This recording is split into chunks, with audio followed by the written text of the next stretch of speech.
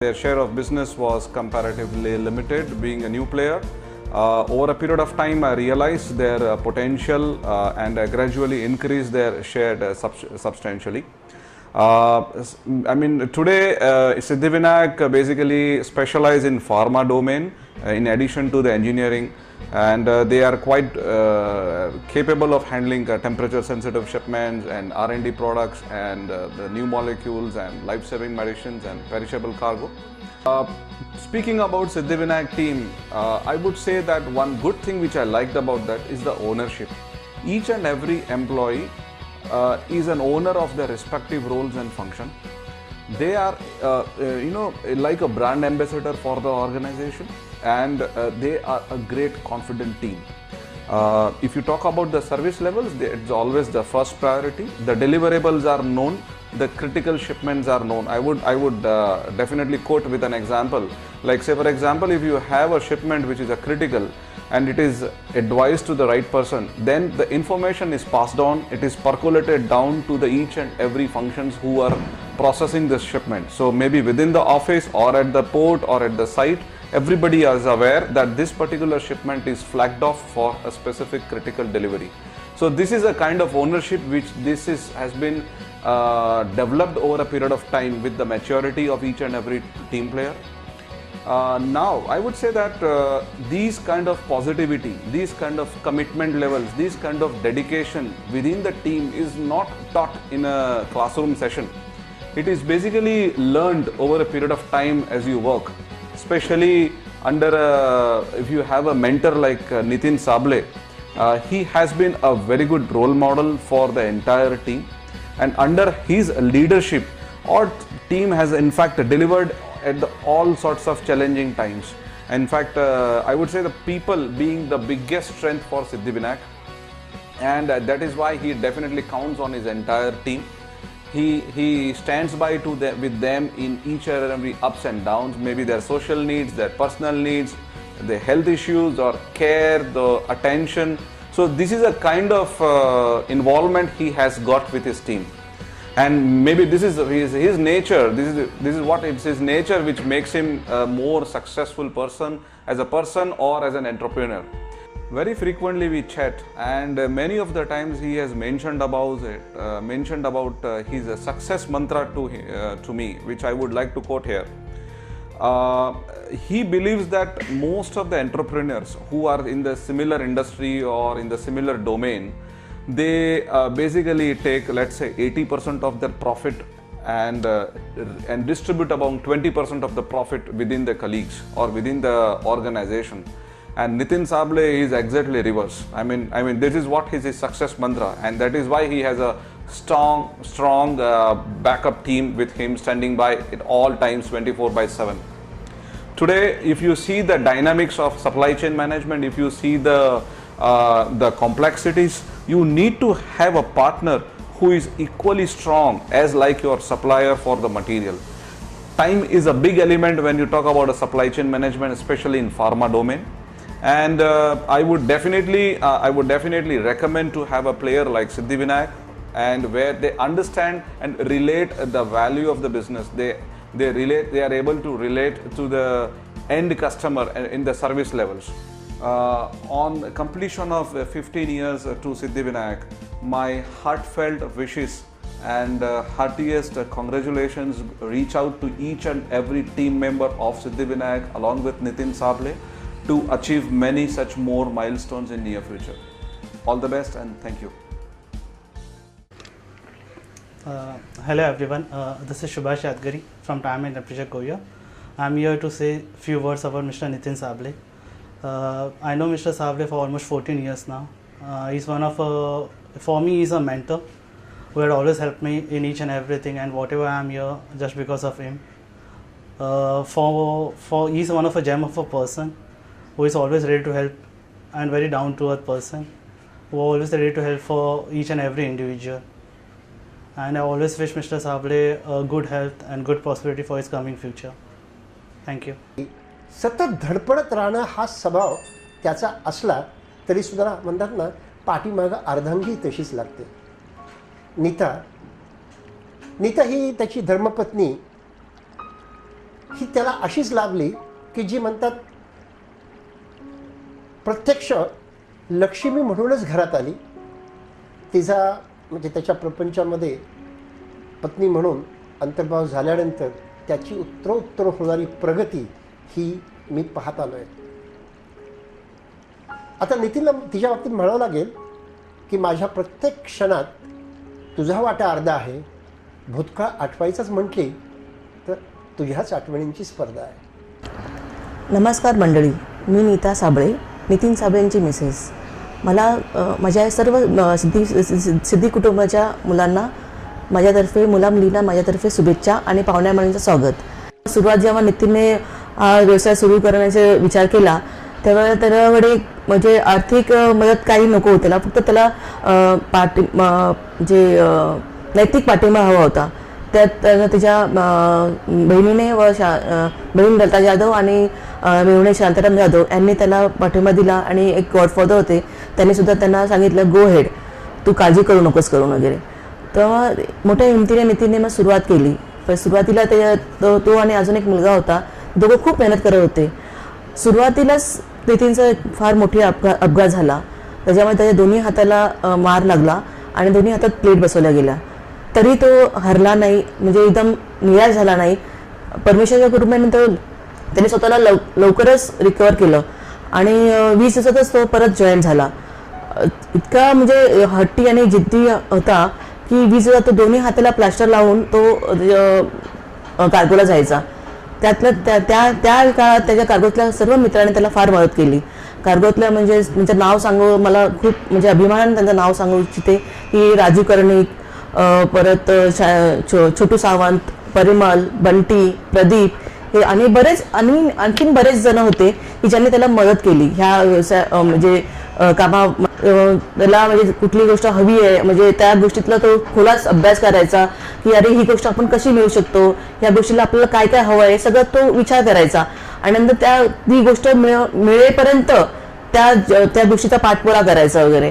त्यात उदाहरण द्यायचं असलं तर त्याची कंपनी त्यांनी ISO सर्टिफाय करून घेतली. त्याच्यानंतर त्याने AC लॉजिस्टिकचं बिझनेस लेसी लॉजिस्टिक CA लायसन मिळवलं वगैरे. ह्या सगळ्या गोष्टी त्यांनी म्हणजे खूप विचार करत त्यांनी ह्या सगळ्या गोष्टी मिळवल्या आणि त्याची इच्छा होती की आपण ह्या क्षेत्रामध्ये खूप नाव कमावं वगैरे. स्वतःला पण म्हणजे स्वतःची प्रगती तर केलीच केली, पण त्याच्याबरोबर जे सहकारी होते, जे म्हणजे मुलं होते, जे बरोबर काम करणारे मुलं होते, त्यांना पण त्यांनी म्हणजे खूप वेळा त्यांनी मदत केली वगैरे. त्यांनी असं कधी असं म्हणजे विचार नाही केला की स्वतःपुरता तो जगला नाही. त्यांनी कधी पण असं म्हणजे जेवढं त्याला मिळत गेलं त्यातला त्या 80% म्हणजे तो असा विचार वाटायचा आणि 20% फक्त आपल्याला प्रॉफिट घ्यायचा. काही त्यांनी असं म्हणजे 100% आपल्याला प्रॉफिट हवा असं कधीच त्यांनी विचार नाही केला वगैरे. आणि त्याच्या ह्या विचारधारणेमध्येच मला इतकं त्याच्याबद्दल म्हणजे असं अभिमान वाटतो की खरंच हा ग्रेट माणूस आहे. समाजामध्ये कसं आपलं स्वतःचं सामाजिक भान ठेवावं, या सर्व गोष्टी छोट्या छोट्या गोष्टी मला त्यांनी इतक्या सहजपणे इतक्या छानपणे सांभाळून घेतलं त्यांनी मला की मला कधी फील नाही आलं की मला कोणी मित्र हवा या मैत्रिणी हवी आहे या सगळ्या गोष्टी सांगायला. पण त्यांनी मला खूपच समंजसपणे समजून घेतलं वगैरे. आणि मला खरं सांगते की म्हणजे नवरा म्हणून तर त्यांनी खूप छान केलं, वडील म्हणून सुद्धा तो माझ्या दोन्ही मुलांचं त्यांनी चांगलं परीने म्हणजे त्यांचे विचार घेते. आमच्याकडे घरात म्हणजे एकमेकांचे विचार विनिमय होतात वगैरे. त्यांचे विचार पण कधी कधी मान्य करतो की हा हे या तुमच्या गोष्टी मला पटल्या, चला आपण हे असं करू वगैरे. म्हणजे असं बोलत नाही की नाही तुम्ही लहान आहात, तुम्ही तुमचं काय असं कधीच नाही केलं त्यांनी वगैरे. मुलांना पण वेळोवेळी त्यांनी म्हणजे वडील म्हणून पण मदत केलेली आणि एक मित्र म्हणून पण तो नेहमीच प्रत्येक गोष्टीमध्ये तो पुढे जात असतो. तळागाळातल्या लोकांबद्दल त्यांनी कधी असं हे म्हणजे तिरस्कार नाही केला. प्रत्येक वेळेला सगळ्यांचा विचार करत. अजूनही त्याचे पाय जमिनीवर आहे.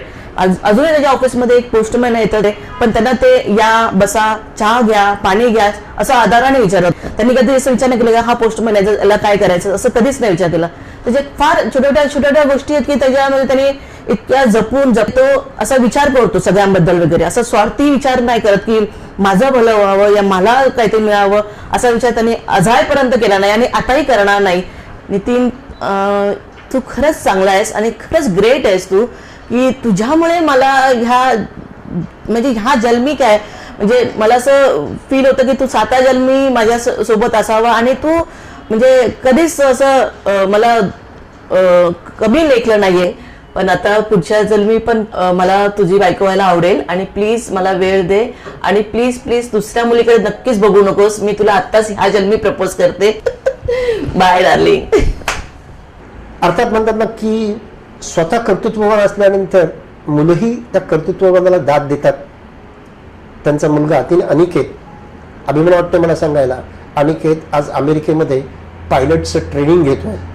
लवकरच एक सक्षम पायलट म्हणून तो मुंबईत परतेल आणि खूप चांगल्या कंपनीमध्ये तोही आपल्या वडिलांनी जो नावलौकिक कमावलेला आहे त्याच्याही पुढे 4 पावलं टाकेल आला असा मला विश्वास वाटतो.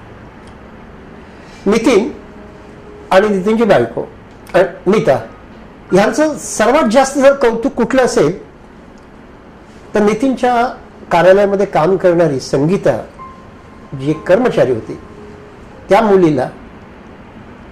मुलीने पण अर्थात जीव लावून काम केलं. त्याच्या कुटुंबामध्ये ती इतकी अंतर्भूत झाली की काही कालावधीनंतर त्या मुलीला त्यांनी अडॉप्ट केलं. आपली मुलगी म्हणून तिला एक मान दिला आणि आज त्याची मानसकन्या ही आणि अनिकेत हेच त्याचे 2 म्हणतात ना की अगदी राईट अँड लेफ्ट हात आहेत. मला खात्री आहे त्याचा मुलगा अनिकेत आणि संगीता ह्या नवरा बायको दोघांनाही खूप प्रेमाने आनंदाने सांभाळतील आणि आपलीही अशीच उत्तरोत्तर प्रगती करतील. धन्यवाद.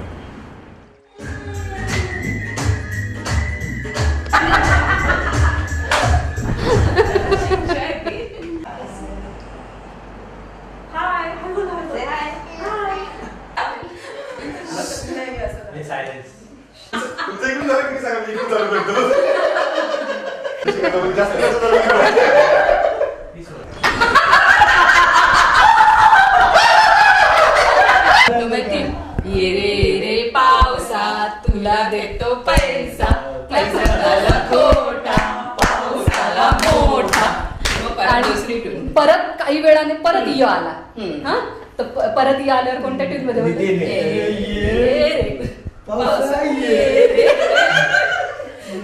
त्याला फक्त ळ बोलायचं, लगेच तो उभा राहिला आणि तुम्हाला तयार. नहीं छोड़ेंगे छोड़ेंगे तुम मगर तेरा साथ ना छोड़ेंगे. डोक्यात गेले माझ्या.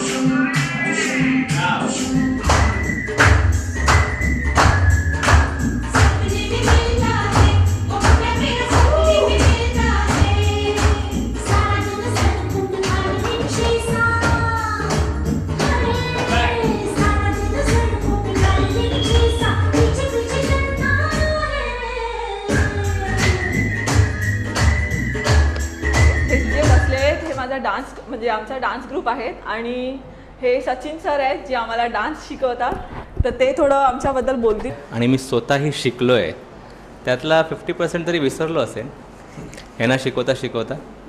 कारण की एकाला शिकवणं परत पण माझं थोडंसं 19-20 झालं आहे. आता मी विचार करतो की कसं आता पुढे येता पुढच्या लोकांना कसं शिकव. आता मला वाटतं की ह्यांच्या स्टेप्स मला तिकडे कॉपी पेस्ट कराव्या लागतील. खैर, पण आवडलं मला ह्यांच्याबरोबर काम करून. खूप आनंद झाला. आम्ही सगळी खूप एक्सायटेड आहोत 1 एप्रिलसाठी. प्रत्येकजण एकदम जीवतोड मेहनत घेत असे आपापले सजेशन्स देत आहेत की आपण असं करूया, तसं करूया, ड्रेस असं घेऊया, हे असं करूया. आणि एवढंच सांगू शकते की ह्यावर्षी तुम्हाला सगळे सोरठवाले मिथून बघायला मिळेल, अनिल कपूर बघायला मिळेल, रेखा मिळेल, कंगना रनौत मिळेल, प्रियंका चोप्रा, अभिषेक बच्चन आणि जॉन इब्राहिम.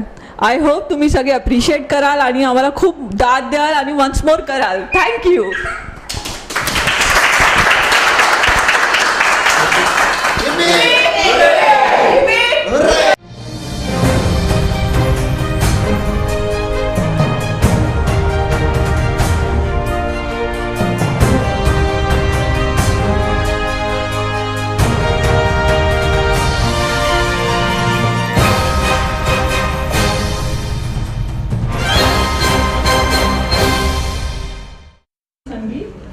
सर्वप्रथम माझ्या सर्व याची फॅमिली मेंबर्सना अभिनंदन आणि सर्व पाहुणे मंडळींचे आभार की तुम्ही सर्वांनी तुमच्या बिझी स्केड्यूलमधून वेळ काढून आमच्या या आनंदात सहभागी होऊन आमच्या